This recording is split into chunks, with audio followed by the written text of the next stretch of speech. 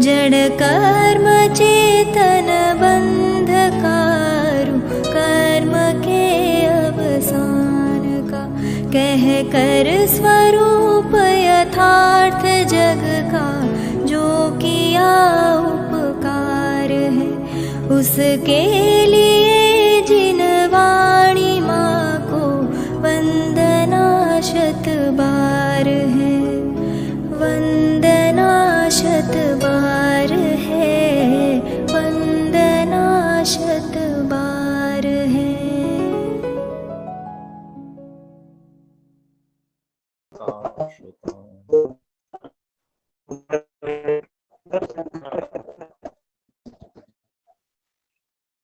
जो इधर बैठे हैं आचार्य कुंद कुंद देव समय आचार्य अमृत चंद्र कृत इसकी आत्मख्याति टीका।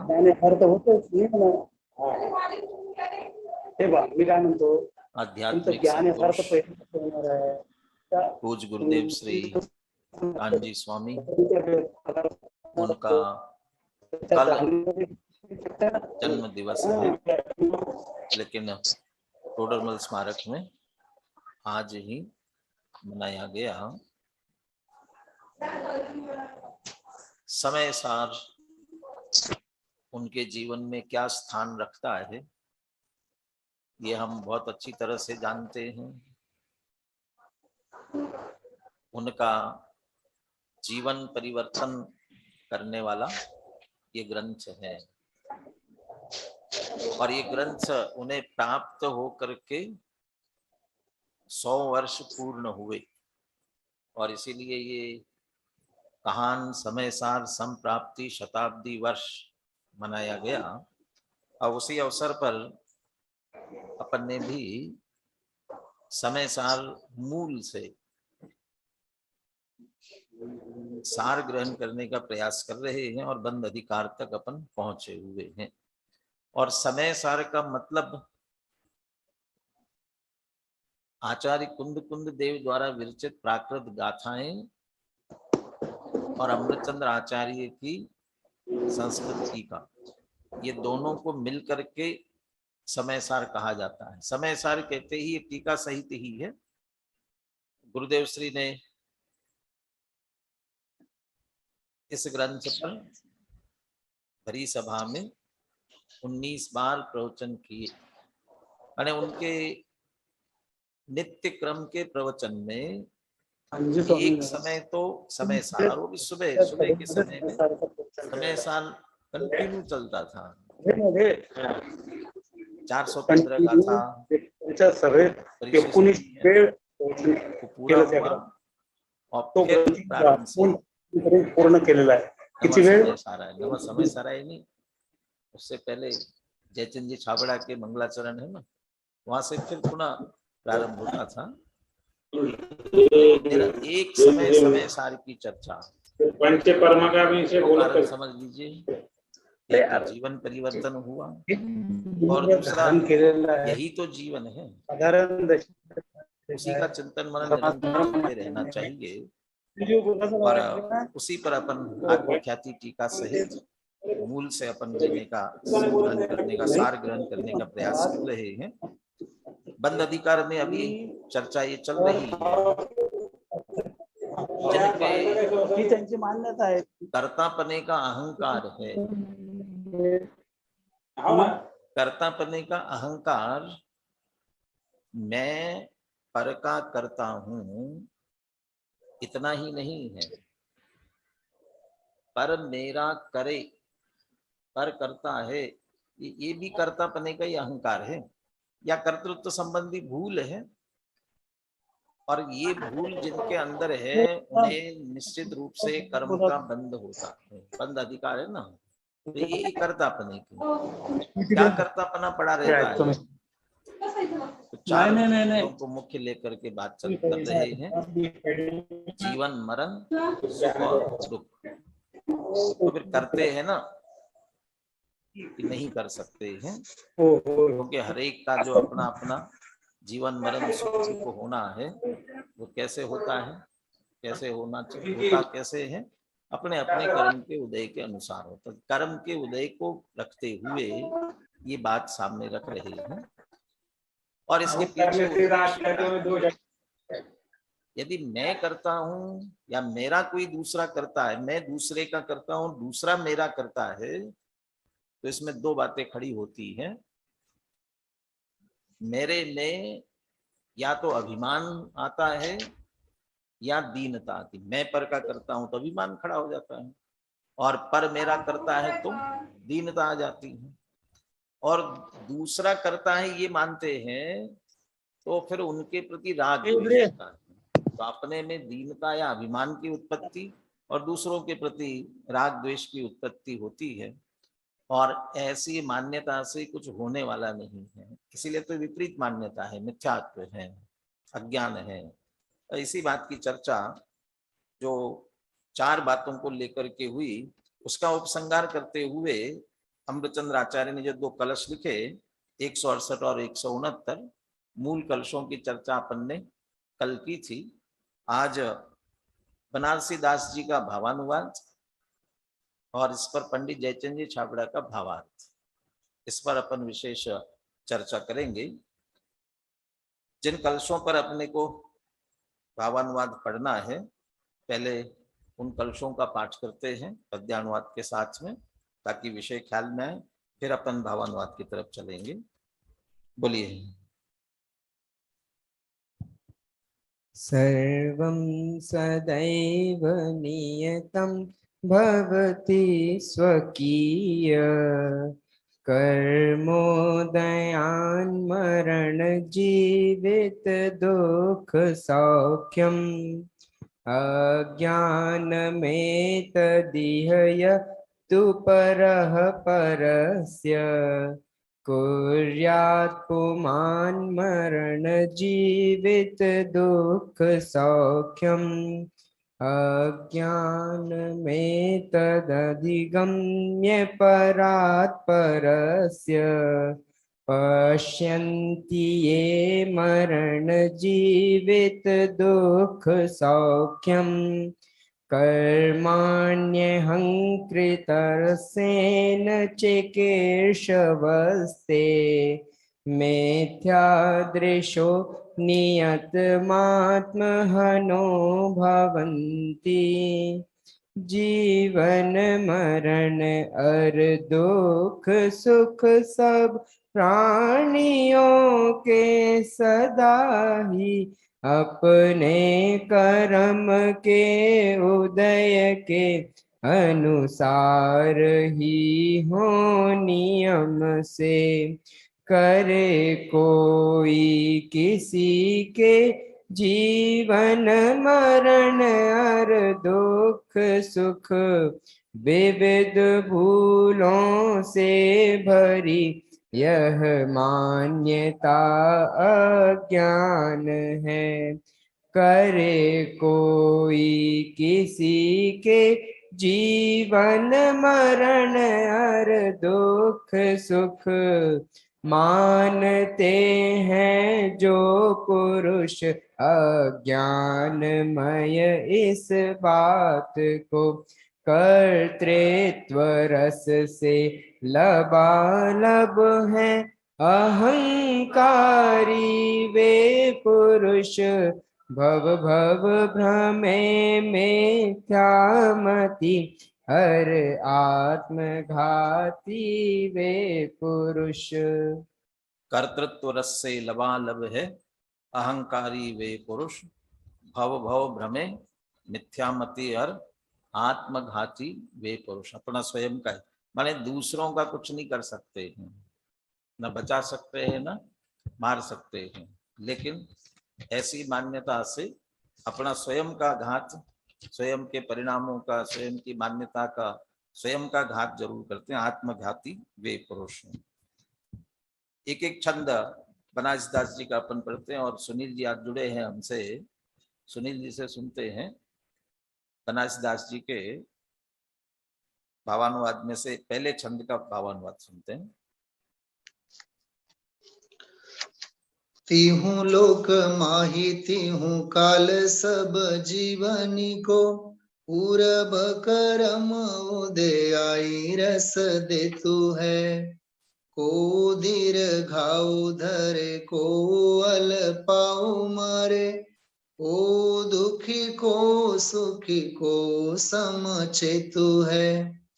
याही मैं जीवायो याही मारो, याही सुखी करो याही दुखी करो, ऐसे मूढ़ मान ले तू है।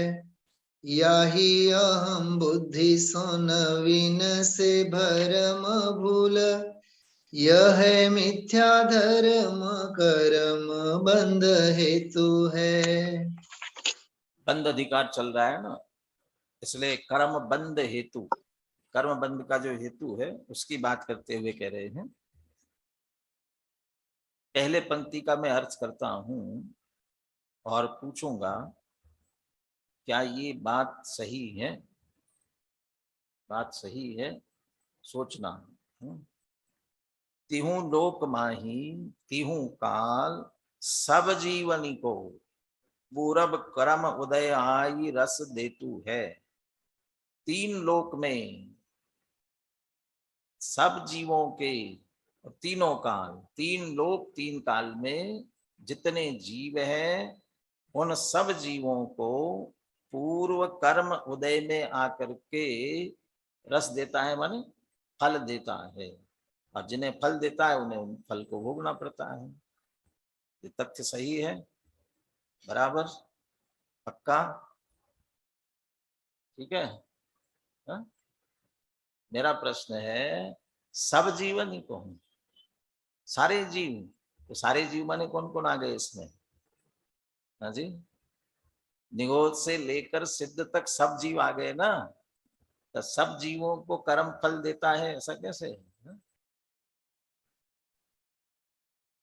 सिद्ध भगवंतों के तो कर्म ही नहीं है, और अनंत भगवान के अघाती कर्म तो है, परंतु वे कैसे हैं? बनारसदास जी ने शब्द लिखे हैं, जरी जेवरी, माने किसी को रस्सी से बांध दिया हो और रस्सी जल जाती है। और लोक में कहावत दूसरी भी है ना, रस्सी जल गई लेकिन बल नहीं गया, तो उसका जो आकार रहता है ना वैसा के वैसा रहता है, लेकिन उसमें बांधने की शक्ति रहती है नहीं, तो कुछ दम नहीं है उसमें, है दिख रहा है। ऐसे आघाती कर्म कहने को है, लेकिन वो जली हुई जेवरी के समान है, बंधन करने में, कुछ करने में समर्थ नहीं है। अभी प्रवचन सार में अभी अभी आपने सुना ना, उनकी जितनी क्रियाएं होती है औदई की, उठना बैठना विहार, दिव्य ध्वनि खिलती है, जो कुछ भी हो रहा है औदई की, लेकिन उसे क्या माना गया है? क्षाई की माना गया। औदई की होकर क्षाई की, क्यों? कुछ करने में समर्थ नहीं है, उदय है औदई की है और कर्म बंद होना चाहिए, लेकिन कुछ नहीं है। तो सब जीवनी का मतलब क्या? और फल देने में आघाती कर्मों का संयोग आदि तो होता है, तो जिनके हैं उनके ही लिए, और खास करके उसका फल जो भोग रहे हैं मुख्य रूप से, यदि वो तीन प्रकार की चेतना में से कर्म फल चेतना भी जिनकी लगी हुई है, ज्ञान चेतना वाले थोड़ा इससे हट भी गए हैं, और मुख्य रूप से सिद्ध भगवान तो नहीं आएंगे, तो मुख्य रूप से का मतलब उन संसारी जीवों की बात है। श्रीमद जी का एक वाक्य आता है, जहां जहां जे जे योग्य छे तहां समझू ते, भी जहां जो भाव सही हो उस अनुसार लेना। कोई कहोगे कि नहीं साहब तो गलत लिखा, हमारे साधवाद है ना, कथनचित, तो ये बात कही सब जीव माने, सब जीव माने उनको छोड़, सिद्ध भगवंतों को छोड़ करके, इन जिन जिन के वो कर्म के उदय हैं वो फल तो देंगे उन्हें। तो उससे क्या होता है? चार बातें, को दीर्घ आऊ, को अल्प आऊ मरे, और को दुखी को सुखी, चार बातें। एक और बात जोड़ दी है बनारसीदास जी ने, समचेतु है, वो भी जोड़ दिया। तो को दीर्घ आऊ माने बहुत लंबी उम्र जीता है। अभी औसत आयु कितनी है? हाजी 70-80 साल मानी जाती है। लेकिन 100 से ऊपर भी जीते हुए दिखते हैं, तो इतनी दीर्घायु मिलती है किसी को। और कोई अल्पायु, कितनी अल्पायु, कितनी, 1 वर्ष 2 वर्ष, अरे 1 वर्ष 2 वर्ष नहीं, गर्भ में आए और चले गए, इतनी इतनी अल्पायु भी। एक तो ये जीवन और मरण के संबंध में बात हुई, और दूसरी को दुखी, जिनके असाता वेदनी पाप का तीव्र उदय है, दुखी है बेचारे, प्रतिकूलता ही प्रतिकूलता है। को सुखी, पुण्य के उदय से अनुकूलता बहुत हो तो सुखी। और समचेतु, पहले समचेतु में तो ऐसा लगा कि समता, न सुख मानता है न दुख मानता है, समता दृष्टि वाला। समचेतु, समता दृष्टि वाली बात नहीं कर रहे हैं, कोई समान है, ज्यादा न सुखी है न दुखी है। लोक में भी 3 तरह की कैटेगरी की जाती है ना, हाई क्लास, लोअर क्लास और मीडियम, उच्च वर्ग और निम्न वर्ग, और एक में मध्यम वर्ग। तो मध्यम वर्ग क्या है, न बहुत अनुकूलता ठाट बाट उच्च वर्ग जैसी है, और न निम्न वर्ग जैसी बहुत अधिक प्रतिकूलताएं हैं। और सबसे ज्यादा बेचारे पिसते वही हैं। क्यों? हाई क्लास है, उनको जरूरत नहीं होती, उनके पास तो सब है। और लोअर क्लास में गवर्नमेंट इतना देती है, अनेक तरह की योजनाएं उनके लिए है, और मीडियम क्लास के लिए कुछ नहीं, लेकिन वो समचेतु है, समचेतना वाला है। तो ये कुछ ऐसे, उनका ऐसा क्यों है? क्योंकि ना अधिक तीव्र पाप का उदय, ना अधिक तीव्र पुण्य का उदय, दोनों एक समान रूप से, इसलिए समान वाले भी है इसमें से। ये तो सारी जो स्थिति उनकी है, वह उनके उनके कर्म के उदय के अनुसार है। ऐसा होने पर भी या ही मैं जीवायो, या ही मारो, या ही सुखी करो, या ही दुखी करो। जब वो उसकी दीर्घ आयु उसके अपने आयु कर्म के अनुसार है, फिर मैंने जलाया से, अरे वो तो मर जाता, मैंने बचाया। और दूसरी तरफ मार दिया इसको, मैंने मार डाला, मारो। तो पीछे तो तर्क दे ही दिया ना, भी तुम आयु दे नहीं सकते हो तो जीवित नहीं कर सकते, और आयु हर नहीं सकते तो मार नहीं सकते, फिर भी तुम मानते हो। या ही सुखी करो दुखी करो, इसको मैंने सुखी कर दिया दुखी कर दिया, तो पुण्य नहीं दे सकते हो, पाप नहीं दे सकते हो। ऐसे मूड मान ले तू है, ऐसा मानने वाला मूड या मूड अज्ञानी ऐसा मान लेता है। या ही अहम बुद्धि सोन विन से भरम भूल, और ऐसी अहम बुद्धि अनादिकाल से कर्तृत्व की पड़ी हुई है। कर्ता कर्म अधिकार में कलश आता है ना, आ संसारत एव धावती परम पूर्वे हम नित्युच्चकई अज्ञानी नाम ननु। माने अज्ञानियों की मैं करता हूं ऐसी अहंकार से भरी हुई मान्यता, और इस ऐसे अहम बुद्धि के कारण से विन से भ्रम भूल, ये भ्रम की बुद्धि जो पड़ी है वो दूर होती नहीं है। दादा अनेक बार ये कहते हैं, पुण्य उदय वालों को वेद विज्ञान होना कठिन है, पाप के उदय वालों को तो एक बार हो जाए। क्यों, ऐसा क्यों? पुण्य के उदय वालों को क्या होता है, जैसा वो थोड़ा सोचते हैं ना वैसा हो जाता है। वो उसके सामने वाले की भी उस प्रकार की पुण्य का उदय चाहिए, और पाप का उदय होगा तो जैसा वो चाहता है वैसा होता नहीं है। जैसा वो चाहता है वैसा सामने वाला, पाप का उदय चल रहा है तो सामने वाला सहयोग करना चाहे तो भी करता नहीं है, तब ये लगता है कोई किसी का नहीं है, कोई किसी को कुछ करने वाला नहीं है, एक दूसरे से कोई है नहीं, फिर वैरागी जैसी बातें करता है, तो थोड़ा सा हटने का परिणाम उसको आ सकता है। अब पुण्य उदय वाले का वो अहंकार, वो भ्रम फिर उसका टूटता नहीं है। और यही मिथ्या धर्म कर्म बंध हेतु है। मिथ्या क्या शब्द लिखा? धर्म। तो मिथ्या भी धर्म होता है क्या? अरे सबका धर्म है ना। पानी का धर्म शीतलता है, तो अग्नि का धर्म उष्णता है, तो बिल्कुल एक दूसरे के विरुद्ध है ना। तो अपने अपने धर्म, ऐसे मिथ्यात्व का भी धर्म है। ये सारा मिथ्या स्वभाव जिसके कारण विपरीत मान रहा है, और ऐसा ही स्वभाव धारण किए हैं तो क्या है? कर्म बंध हेतु है, निश्चित रूप से कर्म का बंध। चलिए दूसरा छंद भी बोलिए सुनील जी।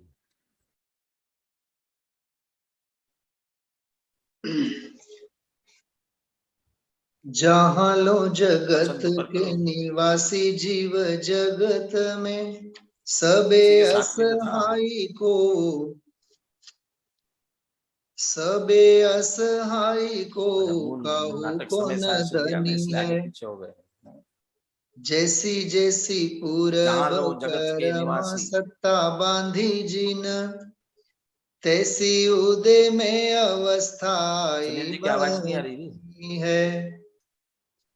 एते परी जो को कहे कि मैं जीवाऊं मारू, इत्यादि अनेक विकल्प बात घनी है।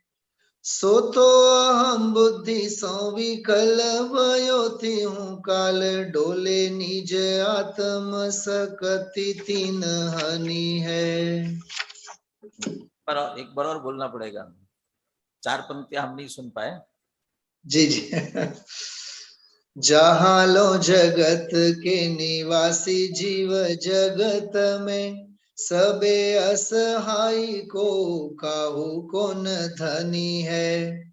जैसी जैसी पूरब करम सत्ता बांधी जिन, तैसी उदय में अवस्थाई बनी है। एते परी जो को कहे कि मैं जीवाऊं मारू, इत्यादि अनेक विकल्प बात घनी है। सो तो अहम बुद्धि सो विकल भयो तिहु काल, डोले निज आत्म सकति तीन हनी है। या ही अहम बुद्धि, जो ऊपर अहम बुद्धि की बात की थी, इसी अहम बुद्धि के कारण से यहाँ लो जगत के निवासी जीव सबे असहाय को काहू को न धनी है। जहां तक जगत के जीव है, कहाँ तक है? पूरे लोक में, लोकाकाश के बाहर तो है नहीं, तो जगत लोकाकाश को ही कहते हैं। तो जहां पर जितने जगत में जगत के निवासी है, संसारी जीव है, सबे असहाय है। कोई असहाय माने बेचारे असहाय है ऐसा नहीं है, अरे एक दूसरे का कुछ करने वाले नहीं है, एक दूसरे का कुछ कर ही नहीं सकते हैं, एक दूसरे की सहायता करे ऐसा है ही नहीं, दूसरे की करे ऐसी सामर्थ्य नहीं है, और दूसरे की सहायता प्राप्त करे ऐसी विशेषता नहीं है। दोनों असहाय है, इसलिए असहाय है। असहाय है का मतलब अपने स्वयं का तो सामर्थ्य है ना, प्रत्येक द्रव्य का आनंद शक्ति संपन्न, उसका स्वयं का अस्तित्व वस्तुत्व द्रव्यत्व तो उसके पास में है, तो किसके सहायता की जरूरत है? एक दूसरे की अपेक्षा से। सबे असहाय को काहू को न धनी है, कोई किसी का स्वामी नहीं है, मालिक नहीं है कि वो उसका वो कर देगा, इसका ये कर देगा, कोई नहीं है। कोई किसी का धनी नहीं है, सब अपने अपने धनी तो है, सब अपना अपना करते हैं।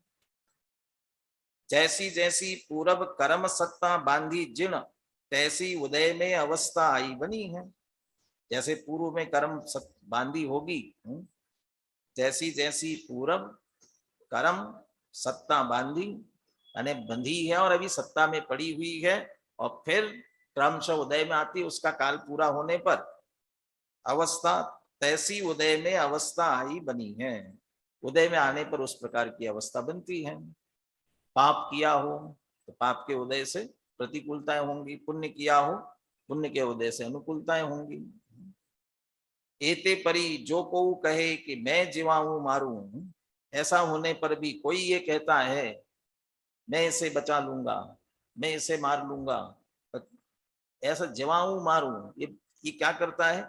इत्यादि अनेक विकल्प बात घनी है, ऐसे बहुत विकल्प चलते रहते हैं।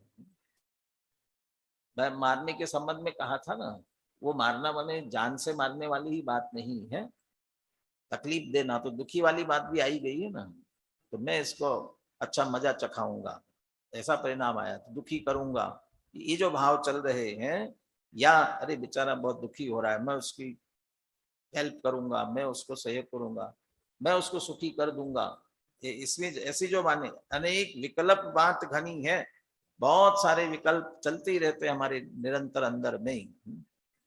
सो तो अहम बुद्धि, मैं करूं है, ये अहम बुद्धि है। और ऐसे अहम बुद्धि से विकल भयो तिहु काल, निरंतर ये परिणाम चलते रहते हैं, इसलिए आकुल व्याकुल होता रहता है। विकल भयो अपने अंदर चलती रहती परिणामों की। डोले निज आत्म शक्ति तीन हानि है, और ऐसे विकल्प करते हुए डोल रहे हैं। डोलने का मतलब यहां से वहां घूमना ही नहीं है, बैठे बैठे भी अंदर भाव चलते रहते हैं, इसका मतलब डोल रहे हैं। अभी छुट्टी हो जाएगी, घर जाएंगे, ऐसा मजा करेंगे, ये विकल्प चल रहे हैं ना, इसका मतलब है आप डोल रहे हो।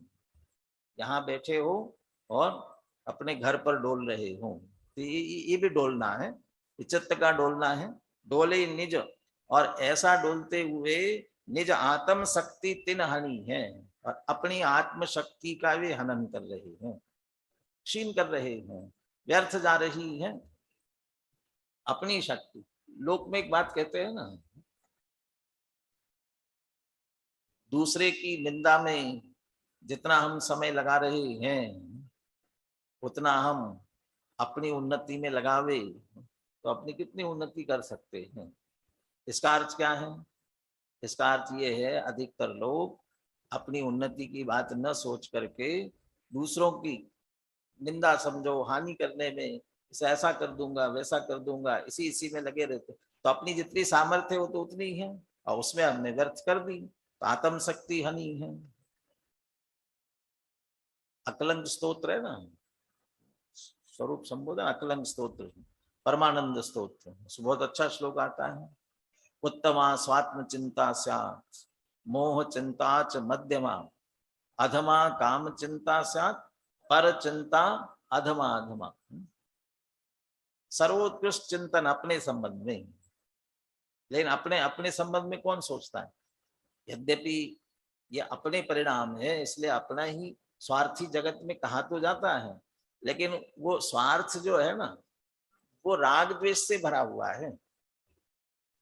जिसके प्रति राग है, जो हमारी कुछ अनुकूलता करने वाला होगा उसके प्रति राग करेगा, जो प्रतिकूलता होगा उसको द्वेष करेगा, उसको ऐसा करूं वैसा करूं, ये चिंतन अपने बारे में, लेकिन दूसरों के संबंध। तो अपना आत्मचिंतन करना सर्वोत्कृष्ट। मोह चिंता, इसमें दो बातें ली। मोह चिंता कि मोह के उदय से जो होना हो रहा है, लेकिन मुख्य रूप से शुभ भाव का चिंतन, शुभ भाव का, शुभ भाव का, देव शास्त्र गुरु की पूजन करने का, स्वाध्याय करने का, ये मध्यम का है। क्योंकि आत्मा का चिंतन सबसे बढ़िया है, तो उसके सामने ये मध्यम का है। और काम चिंता, ये अब तो हम मनुष्य है या जीवन जन्म लिया है, तो खाना पीना पहनना ओढ़ना ये सब करना तो पड़ेगा ना, कमाना पड़ेगा, इसके लिए इसकी चिंता करना पड़े। सबसे ज्यादा इसी चिंता में लगे रहते हैं, उसको भी काम चिंता अधम का। और पर चिंता अधमा अधमा, और दूसरे के बारे में सोचना, इससे कुछ लेना देना ही नहीं है, न तुम्हारे कोई लेने देने की बात है, न शुभ भाव की बात कोई है नहीं, और बस चलते रहते हैं। बड़े दादा भी एक बात कहा करते थे ना, दो लोग कोई बात कर रहे हो, तो अब बैठे बैठे हम सोच बता सकते हैं कि क्या बात कर रहे हैं, क्या बात कर रहे हैं, किसी तीसरे की बात कर रहे होंगे, और क्या कर रहे होंगे, बड़ाई कर रहे होंगे, हाँ बुराई कर रहे हैं, मैंने वही बात है, दूसरों की बात है। तुम दोनों हो, एक बात याद आई इसलिए कहता हूं बीच में ही। एक व्यक्ति के पास आया और उसने कहा, वो स्वाध्याय कर रहा था, पढ़ रहा था, आया, आपको एक बहुत बात बतानी है, बहुत जरूरी बात बतानी है। आओ बैठो बैठो। कहले जो तुम बात बताने जा रहे हो वो मेरे हित की है क्या? जो तुम बात कह रहे हो वो मेरे हित की है क्या? अरे आपके हित की क्या बात करूं, मैं आपको कहूंगा तो पता नहीं आप क्या सोचेंगे क्या करेंगे। अच्छा कोई बात नहीं, मेरे हित की नहीं है। और जिसने वो बात कही, भले किसी ने आपके बारे में कुछ कहा, वो आपको बताना है बोला, तो जिसने वो बात कही उसका कुछ हित है क्या उसमें? अरे उसके हित की भी बात कहाँ, जो सुनेंगे तो आप पता नहीं उसके बारे में क्या सोचेंगे। अच्छा कोई बात नहीं, तुम्हारा कुछ हित है क्या? मेरा नहीं है, उसका नहीं है, कहने वाले का। तुम मुझे सुना रहे हो, तुम्हारा कुछ हित है क्या इसमें? नहीं नहीं, मेरा क्या लेना देना, मुझे मेरा मेरा कोई हित नहीं है इसमें। अच्छा ठीक है, कुछ बहुत लोगों का हित जुड़ा हुआ होगा भी, और किसी का नहीं। नहीं, और किसी कुछ लेना देना नहीं है। तुमने कहा भैया न जिसमें मेरा हित है, न तुम्हारा है, न उसका है, न किसी का है। ऐसी बात काहे के लिए सुनना? इसलिए मुझे नहीं सुननी, न बताना है। और अपन चर्चा किसमें करते हैं सबसे ज्यादा? इसी की चर्चा करते हैं। तो ये कह रहे, इत्यादि अनेक विकल्प बात घनी है, सो तो अहम बुद्धि सो विकल भयो तिहु काल, डोले निज आत्म शक्ति तिन हनी है। और ये अपनी अपनी शक्ति को हम क्षीण करते हैं, ऐसा सोच सोच करके अपनी शक्ति को हम क्षीण करते हैं। नेगेटिव थिंकिंग डाउन करती है ना, ये सब उसी तरह का पर के संबंध में सोचना इसी तरह का परिणाम है। तो ये इनके भावानुवाद की अपन ने चर्चा की। सीधे हम जयचंद जी छाबड़ा के भावार्थ पर आते हैं। 381 पेज पर है। अनुशीलन आप पलट रहे हो तो बीच में जो बहुत सारे पेज है ना, ये इसमें इन गाथाओं पर आदरणीय डॉक्टर साहब ने विदेशों में प्रवचन किए थे, और वे प्रवचन आत्मा ही है शरण इस नाम से पुस्तक के रूप में छपे हुए भी हैं। पहले तो विदेशों में जैन धर्म के नाम से छपे, फिर आत्मा ही है शरण के रूप में छपे थे। तो उसमें से इस विषय से संबंधित पूरा इतना अंश दिया हुआ है, वो आप पढ़ेंगे तो और बहुत अच्छी तरह से विषय आपको ख्याल में आ जाएगा। एक बात इसमें मैंने पहले भी चर्चा की थी, समय सार है, निश्चय नहीं की मुख्यता वाला ग्रंथ है। और यहाँ पर ये कह रहा है आयु कर्म के उदय से जीवित रहता है, आयु कर्म के क्षय से मरण होता है, तो निमित्त की बात कर रहा है, ऐसा क्यों है? तो इसके ये चर्चा अभी यहाँ पर जयचंद जी छाबड़ा भावार्थ में ले रहे हैं। देखिए 381 पेज पर इस बात का स्पष्टीकरण पंडित जयचंद जी के भावार्थों में सहज ही हो जाता है। मैं पर जीवों को मारता हूं, पर जीव मुझे मारते हैं, ऐसा अभिप्राय अज्ञान है। इसलिए जिसका ऐसा आशय है वह अज्ञानी है, मिथ्या दृष्टि है, और जिसका आशय ऐसा नहीं है वह ज्ञानी है, सम्यक दृष्टि। ये बराबर पहले से ही हर गाथा के बाद तत्काल ज्ञानी अज्ञानी दोनों की बात चली आ रही है। अब देखिए, निश्चय ने से कर्ता का स्वरूप यह है, स्वयं स्वाधीनतया जिस भाव रूप परिणमित हो उस भाव का स्वयं कर्ता कहलाता है। इसलिए परमार्थता कोई किसी का मरण नहीं करता, सबका अपना अपना, वह अपनी योग्यता से जीवित है तो अपनी योग्यता से है, मरण होगा तो अपनी योग्यता से। अच्छा, किसी को कोई मारेगा नहीं तो उसका मरण तो होगा ही नहीं ना, कभी हो जाएगा। कब होगा? अच्छा, कोई रोग नहीं आया, कुछ नहीं हुआ, हो जाता है ना सहज में। तो क्यों हुआ, कब हुआ, कैसे हुआ, क्या कारण? तो वहां जब कुछ भी कारण नहीं दिखता है तो लोग में ही कहते हैं कि काल आ गया था उसका, काल आया था, उसकी उस समय की योग्यता थी, तत्समय की योग्यता पर आते हैं। फिर सबका सुखी दुखी होना, ये सब जो कुछ भी हो रहा है, ये सब कहते उस समय की सहज योग्यता से ही होता है। आपको धन संपत्ति का मिलना और धन संपत्ति का जो कुछ हो रहा है ना, ये सब उसकी भी तो अपनी योग्यता है ना। जो धन आ रहा है जा रहा है, उसकी भी तो योग्यता है। आपका मकान बहुत बढ़िया खड़ा है, गिर गया, क्यों गिरा, कैसे गिरा? उसकी योग्यता गिरने की थी, माने वो अपनी योग्यता से गिरा। लेकिन मैं दुखी हो रहा हूं तो मेरे पाप का उदय उसके साथ में जुड़ता है। लेकिन ये सारे कार्य जो हो रहे हैं प्रत्येक द्रव्य के स्वयं सहज की निश्चय की बात, जो द्रव्य जैसा परिणम रहा है तो स्वयं अपनी परिणमने की शक्ति है, द्रव्यत्व शक्ति, उसके कारण परिणम रहा है, सहज परिणमन हो रहा है और वही उसका करता है। उस रूप जो परिणमता है उसका करता है, यह परिणमती सकर्ता, उस रूप में वही करता है। और इस कारण से जो पर से पर का मरण मानता है वह अज्ञानी है। अभी निश्चय की बात हुई। अब दूसरी बात, निमित्त नैमित्तिक भाव से कर्ता कहना सो व्यवहार नय का कथन है। अब वो जो सारी स्थितियां बनेंगी उसमें कोई ना कोई कारण तो होगा ही। किसी ने मारा, किसी ने धक्का लगा, ऊपर से धक्का दे दिया, तो कोई ना कोई कारण तो बना। अब उसने मारा, ये जो कहा जा रहा है ये निमित्त नैमित्तिक, निमित्त की अपेक्षा से और व्यवहार का कथन है। तुमने धक्का दिया, मारा बहुत तरीके से, लेकिन उसके उस समय मरण की योग्यता नहीं होगी तो नहीं कर सकेगा, होगा ही नहीं। कितना भी करोगे तो, कितनी भी कोशिश करोगे तो मरण होगा ही नहीं। तो योग्यता नहीं थी तो नहीं हो पाया, तुम कर रहे हो। और कदाचित कोई निमित्त बना तो उसने किया, ये कहना यदि व्यवहार कथन है।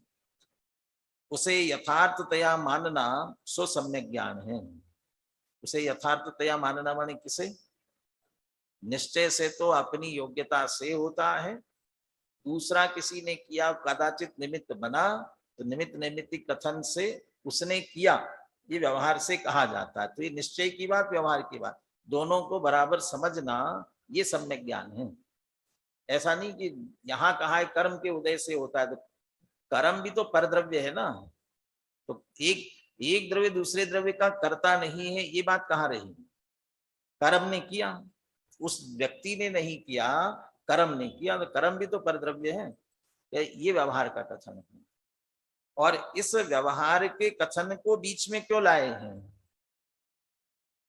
क्योंकि हम जो राग द्वेष करते हैं व्यक्तियों से करते हैं, कर्म से नहीं करते हैं। किसी व्यक्ति दिख रहा है ना सामने, निमित्त दो तरह का होता है, एक अंतरंग निमित्त और एक बहिरंग निमित्त। जो जिस व्यक्ति का मरण हुआ वो उसका आयु कर्म का क्षय होना, ये उसका अंतरंग निमित्त।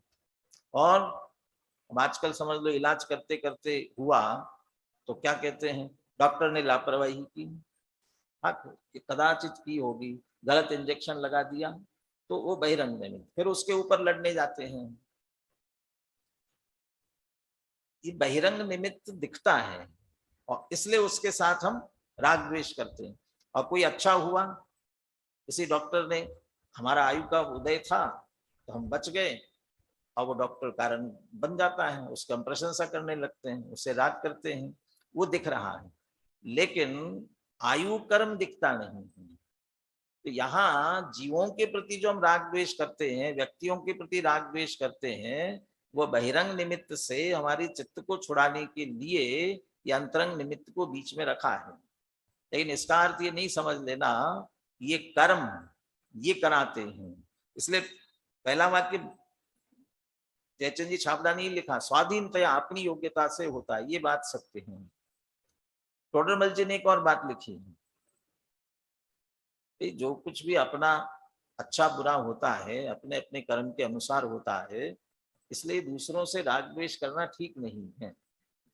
तो शिष्य ने एक प्रश्न किया, तो अच्छा कर्म के अनुसार होते हैं तो कर्म से तो राग द्वेष करना ना, कर्म करा रहे हैं ना, कर्म से तो राग द्वेष करना। तो उसका उत्तर भी दिया टोडरमल जी ने, भैया कर्म कहाँ से आए, अपने आप तो आए नहीं।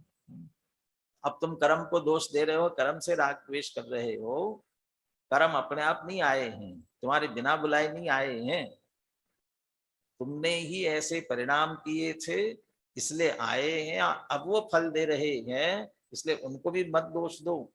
तुम्हारे अपने परिणामों का एक तरह से ये फल है। यानी अपने ऊपर जिम्मेदारी सीधी आनी चाहिए, दूसरे के ऊपर नहीं जानी चाहिए। बहुत अच्छा उदाहरण दिया उन्होंने वहां, कर्म को दोष कर्म पर राग द्वेष करते हो। कोई पत्थर पड़ा हो, अपने हाथ से उठावे और अपने सिर पर दे मारे और फिर दोष किसको दे? पत्थर को दे। पत्थर का क्या दोष? नहीं, पत्थर ने सिर फोड़ा ना, लेकिन उठाया किसने? मारा किसने? ऐसे ही जो कर्म उदय में आकर के हमें सुख दुख आदि दे रहे हैं, निमित्त बन रहे हैं, वे कर्म आए कहाँ से? हमने परिणामों से उपार्जित किए।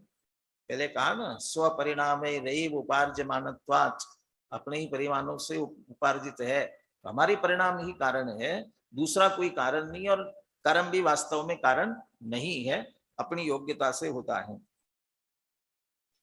जीव की जो मान्यता हो तद अनुसार जगत में नहीं बनता हो तो वह मान्यता अज्ञान है। मैं करता हूं ऐसा मानता है, लेकिन तुम्हारे करने के अनुसार तो होता नहीं है, इसलिए वो मान्यता क्या है? अज्ञान है। अपने द्वारा दूसरे का तथा दूसरे से अपना मरण नहीं किया जा सकता, तथापि यह प्राणी व्यर्थ ही ऐसा मानता है, सो अज्ञान है। यह कथन निश्चय नहीं की प्रधानता से है। निमित्त नैमित्तिक तो अपनी जगह है, हो रहा है, कर रहा है, दुनिया को दिख ही रहा है, लेकिन ये निश्चय की मुख्यता से बात कही गई है। व्यवहार इस प्रकार है, परस्पर निमित्त नैमित्तिक भाव से पर्याय का जो उत्पाद व्यय हो उसे जन्म मरण कहा जाता है। पर्याय का उत्पाद व्यय हो माने किसी को आपने कहना तो अच्छा नहीं लगता है, लेकिन चलते चलते चींटी के ऊपर आपने पैर रखा, पड़ गया पैर, और क्या हुआ? उसकी वो पर्याय समाप्त हो गई। तो वो पर्याय जो समाप्त हो गई, पर्याय का व्यय हुआ, इसमें आप निमित्त बने ना, तो आपके निमित्त से पर्याय का व्यय हुआ। ये निमित्त नैमित्तिक संबंध। वहां जिसके निमित्त से मरण हो उसके संबंध में यह कहा जाता है कि इसने इसे यह इसने मारा इसे, कहते हैं ना, ये व्यवहार है। उसमें मरने की योग्यता थी इसलिए मरा, और ये उसमें निमित्त बना इसलिए इसने मारा, ये कहा जाएगा। ये दोनों बातें बराबर समझ लेना चाहिए। यहाँ ऐसा नहीं समझना कि व्यवहार का सर्वथा निषेध है। यदि सर्वथा निषेध करोगे तो फिर स्वच्छंदता का वो आएगा, स्वच्छंद हो जाओगे। फिर तो हमारे मरने से तो मारने से मरता ही नहीं है, तो फिर क्या दिक्कत है? वो तो आयु अपने आयु क्षय से मरेगा, ऐसा नहीं चलेगा। तुमने मारा, उसके मारने का जिम्मेदारी तुम्हारी है, कि ये भी आएगी बात। अयत्नाचार पूर्वक चलने वाले न मरे तो भी उसके कारण से हिंसाकार पाप का बंध होता है। जो निश्चय को नहीं जानते उनका अज्ञान मिटाने के लिए यहाँ कथन किया है। उसे जानने के बाद दोनों नयों को अविरोध रूप से जानकर यथा योग्य नय मानना चाहिए। जो निश्चय को नहीं जानते, या प्रत्येक का कार्य अपने अपने अनुसार होने वाला है, इस बात को न जान करके, इस निश्चय की बात को न जान करके दूसरा जो निमित्त बन रहा है ना बाहर से, उसके प्रति राग द्वेष के परिणाम करते हो। इसलिए अंतरंग निमित्त को बीच में रखा, उसको छुड़ाने के लिए और यथार्थ बात का ज्ञान कराने के लिए। लेकिन जो व्यवहार की बात है, निमित्त नैमित्तिक की बात है, वो भी अपनी जगह सही है, उसे भी बराबर स्वीकार करना चाहिए। इस तरह से एक प्रकरण यहाँ अपना ही पूरा होता है, और अगली गाथाएं अपन कल से प्रारंभ करें। सहजानंदी शोध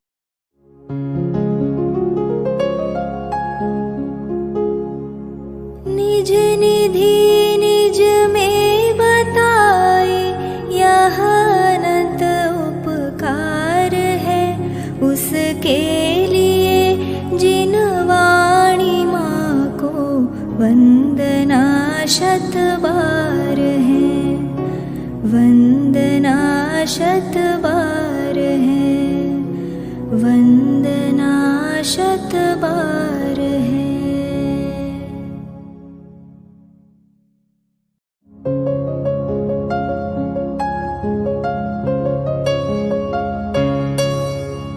हे जिन वाणी भारती तो ही जपो दिन रैन, जो तेरी शरणा गहे सो पावे सुख चैन। जा वाणी के ज्ञान दे सूझे लोकालोक, सो वाणी मस्तक नवो सदा देत हो ढोक, सदा दे